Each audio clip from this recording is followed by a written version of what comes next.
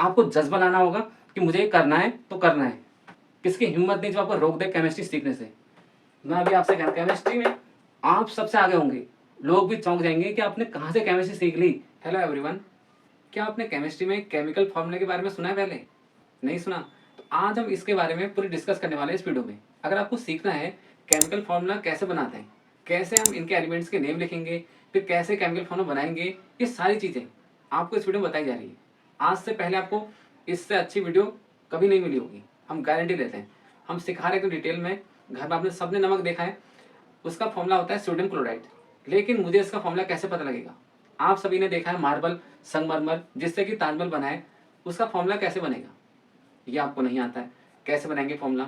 आपको वाटर का फॉर्मूला पता नहीं है तो आप कैसे बनाएंगे? जनरली सबको याद होगा H2O, लेकिन H2O बनता कैसे है? कैसे बनाएंगे फॉर्मूला? आप कार्बन डाइऑक्साइड का फॉर्मूला कैसे बनाएंगे? ये सारी चीज़ें इस वीडियो में बताते हैं आपको स्टेप बाय स्टेप। तो कहीं मत जाइए इस वीडियो को छोड़कर। अगर आप इस वीडियो को छोड़ के जाते हैं तो आप काफ़ी सारी चीज़ें मिस कर देंगे, क्योंकि हम आपको पढ़ा रहे हैं केमिस्ट्री एकदम बिल्कुल बेसिक से। How to write chemical formula. Chemical formula क्या होता है? जैसे आपके सामने है सॉल्ट, ये लिखा है ना सॉल्ट। इसका जो फॉर्मूला होता है वो निकल के आता है NaCl। कैसे बना ये NaCl, कैसे बना ये आपको बताते हैं। और वाटर कैसे बना, ये सारी चीज़ें आपको बताते हैं। अभी सबसे पहले बताता हूँ आपके सामने सोडियम क्लोराइड। अगर आपको लिख के दे दिया जाए कि सोडियम क्लोराइड कैसे बनेगा, चलिए। सोडियम का जो सिंबल होता है क्या होता है? Na होता है। लिखिए यहाँ पे। क्लोराइड क्या होता है? क्लोराइड से कौन सा एलिमेंट नाम आ रहा है? कौन सा एलिमेंट आपको ध्यान में आ रहा है? Chloride, chlorine. तो क्लोरीन को किससे लिखते हैं? Cl से। Na की वैलेंसी क्या होती है? +1 होती है। वैलेंसी क्या होती है? कोई भी इलेक्ट्रॉन क्या होता है, अपने ऑक्टेंट को कंप्लीट करना चाहता है, यानी कि अपने सबसे जो आउटर मोस्ट सेल है उसमें 8 इलेक्ट्रॉन कंप्लीट करना चाहेगा। ओके, यदि बाहर वाली सेल है सबसे, यदि उसकी एक ही सेल है तो उसमें 2 इलेक्ट्रॉन होने चाहिए। उससे अगली वाली सेल है उसमें 8 इलेक्ट्रॉन कंप्लीट होने चाहिए। उससे अगली वाली सेल है उसमें 8 इलेक्ट्रॉन कंप्लीट होने चाहिए। और कोई भी इलेक्ट्रॉन आपको सिर्फ इतने इलेक्ट्रॉन दे कोई भी एलिमेंट आपको सिर्फ इतने इलेक्ट्रॉन दे सकता है, 4। उससे ज़्यादा कभी नहीं देगा। एग्जाम्पल के लिए आपके सामने है सोडियम। सोडियम का एटॉमिक नंबर कितना होता है? 11 होता है। अगर मुझसे पूछा जाए इसका इलेक्ट्रॉनिक कॉन्फ़िगरेशन लिखिए। इलेक्ट्रॉनिक कॉन्फ़िगरेशन क्या होता है? इलेक्ट्रॉनिक कॉन्फ़िगरेशन होता है इलेक्ट्रॉन का डिस्ट्रीब्यूशन, कि पहली सेल में कितने इलेक्ट्रॉन आएंगे, दूसरी सेल में कितने इलेक्ट्रॉन आएंगे, तीसरी सेल में कितने इलेक्ट्रॉन आएंगे। सोडियम के पास टोटल इलेक्ट्रॉन कितना है? 11 है। तो मुझे पता है पहली सेल में सिर्फ 2 इलेक्ट्रॉन डाल सकते हैं, तो हमने डाल दिए। अगली वाली सेल में सिर्फ 8 इलेक्ट्रॉन डाल सकते हैं, डाल दिए। अभी भी सोडियम का 1 इलेक्ट्रॉन बचा हुआ है, वो कहाँ जाएगा? तीसरी सेल में चले गया भाई। इसको कितने इलेक्ट्रॉन चाहिए? 7 इलेक्ट्रॉन। सिर्फ 4 इलेक्ट्रॉन को ये दे सकता है, दूसरा एलिमेंट सिर्फ 4 दे सकता है। इसको कितने चाहिए? 7। 7 कभी नहीं मिलेंगे। जब इसको मिलेंगे नहीं, ये करेगा अपना इलेक्ट्रॉन रिलीज कर लेगा। और जैसे ही रिलीज करेगा, जो इलेक्ट्रॉन को निकालेगा उस पर हमेशा प्लस चार्ज आएगा, क्योंकि ये दानी है, देने वाला है, डोनर। तो हमेशा वो क्या होगा? बड़ा होगा। ओके, जो दान करता है वो बड़ा होता है ना, बड़े होते हैं दानी लोग, तो प्लस चार्ज आएगा। और जो लेगा ऋणी, उसमें क्या हो जाएगा? नेगेटिव चार्ज आएगा। ओके, जैसे आप बात करते हैं क्लोरीन की बात करते हैं। क्लोरीन का इलेक्ट्रॉन डिस्ट्रीब्यूशन क्या होगा? क्लोरीन में कितने इलेक्ट्रॉन होता है? टोटल 17 होते हैं। अब मैं पहले वाले सेल में 2 इलेक्ट्रॉन डालूंगा, जैसे यहाँ से आपको पता है। अगले वाले सेल में कितने इलेक्ट्रॉन आएंगे? 8 आएंगे। बिल्कुल, अभी भी क्लोरीन के 7 इलेक्ट्रॉन बचे हुए हैं। 2 + 8 10 हो गए। 7 इलेक्ट्रॉन बचे हुए हैं, वो कहाँ जाएंगे? यहाँ। अब बताइए इसको कितने इलेक्ट्रॉन चाहिए?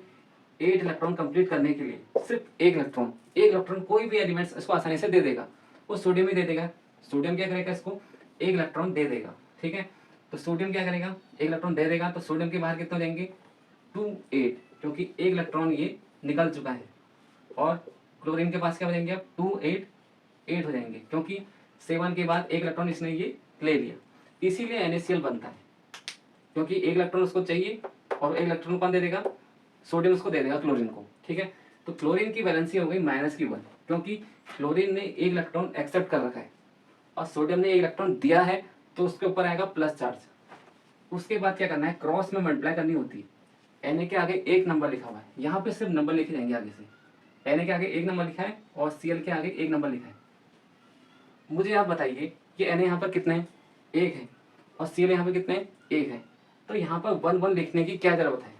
इसको आप Na1Cl1 ऐसी गलती मत करना लिखने की, ये केमिस्ट्री में रॉन्ग माना जाता है। यहाँ पर आपको पहले ही पता है Na यहाँ पर एक है, Cl यहाँ पे एक है, तो ये लिखने की जरूरत नहीं है Na1Cl1। ओके, जैसे कि आप लिखते नहीं है जैसे x की पावर 1, इसको नहीं लिखते हैं, हमेशा कैसे लिखते हैं, मैथ में ऐसे लिखते हैं, और कहीं पे 1x नहीं लिखते हैं, हम सिर्फ ये लिखते हैं। जैसे मैथ में 1x नहीं लिखते हैं, सिर्फ x लिखते हैं, क्योंकि एक ही x है तो 1 लिखने की जरूरत नहीं है। ठीक है, तो यहाँ पर भी 1 लिखने की जरूरत नहीं है, 1 1, तो NaCl ये होता है आपका सोडियम क्लोराइड।